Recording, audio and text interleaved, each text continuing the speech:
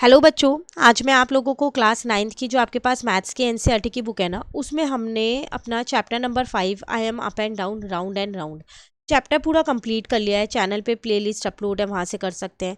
इस चैप्टर में जो थ्योरम्स हैं हम उन्हें एक एक सेपरेट वीडियो में कर रहे हैं ताकि हमें ये पता चल जाए कि अगर एग्जाम में ये थ्योरम आती है तो हम उसे किस तरीके से प्रूव करके आएंगे।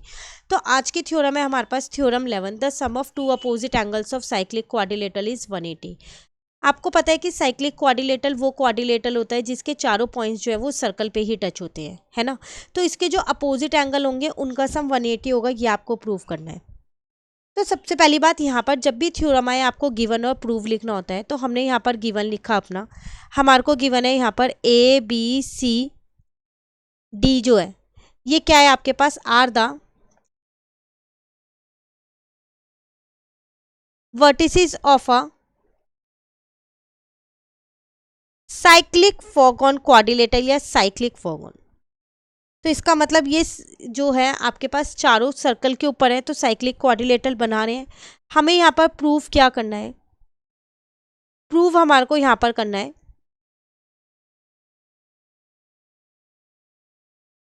कि जो मेरे अपोजिट एंगल है, मतलब जो एंगल मेरे पास BAD है प्लस जो एंगल मेरे पास BCD है वो 180 डिग्री है। मतलब ये वाला एंगल और ये वाला एंगल का सम 180 प्रूफ करना है।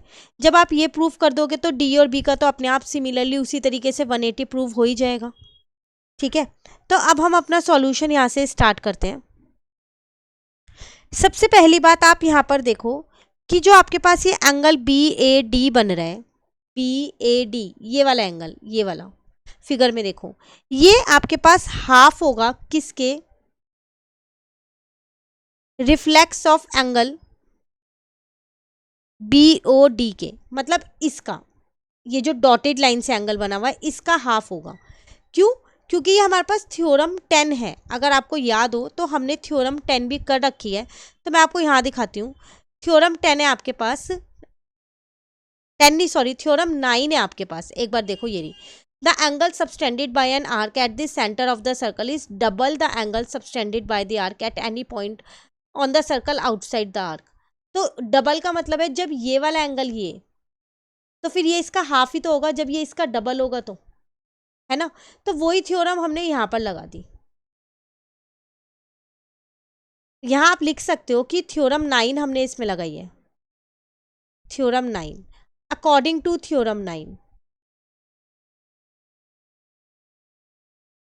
ठीक है, उसी तरीके से फिर आप ये कह सकते हो कि जो ये वाला एंगल है BCD, एंगल BCD जो है वो क्या होगा, वो हाफ होगा एंगल BOD के,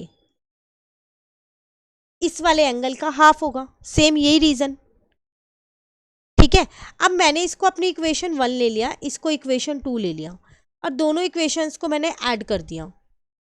तो लेफ्ट को लेफ्ट साइड पे ऐड करूंगी, राइट को राइट साइड पे, एडिंग इक्वेशन 1 एंड 2। तो इसका मतलब मेरा angle BAD plus angle BCD जो है वो किसके इक्वल आ गया, यहाँ पर हाफ ब्रैकेट में था मेरे पास reflex of angle BOD plus half BOD, यही था। अब देखो angle BAD plus angle BCD तो ऐसी है। अब ये वाला पूरा एंगल है, क्योंकि यहाँ रिफ्लेक्स ऑफ BOD है और एंगल BOD है, मिलके ये पूरा एंगल ही तो बना रहा है, कंप्लीट एंगल बन रहा है ना। यहाँ O पे सेंटर पे कंप्लीट एंगल बना रहे हैं ना। तो हाफ मैंने कॉमन ले लिया और यहाँ पर लिख दिया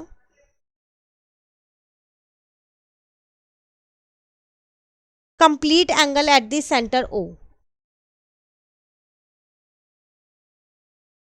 और कंप्लीट एंगल आपको पता है कि 360 डिग्री का होता है, तो हाफ इंटू में 360 आ गया, इसको इससे कट कर दिया तो 180 डिग्री आ गया। तो आपको यही तो प्रूव करना था कि BAD और BCD देख लो, BAD प्लस BCD 180 है।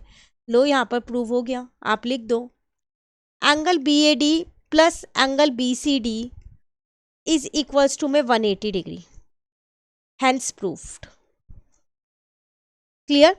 तो ये आपके पास थ्योरम 11 जो हमारी कंप्लीट होती है। नेक्स्ट क्लास में एक और थ्योरम समझेंगे। देखो ये थ्योरम्स बहुत इंपॉर्टेंट है, बिल्कुल अच्छे से इन्हें करके जाना, कोई सी भी थ्योरम आ सकती है प्रूव करने के लिए। Thank you.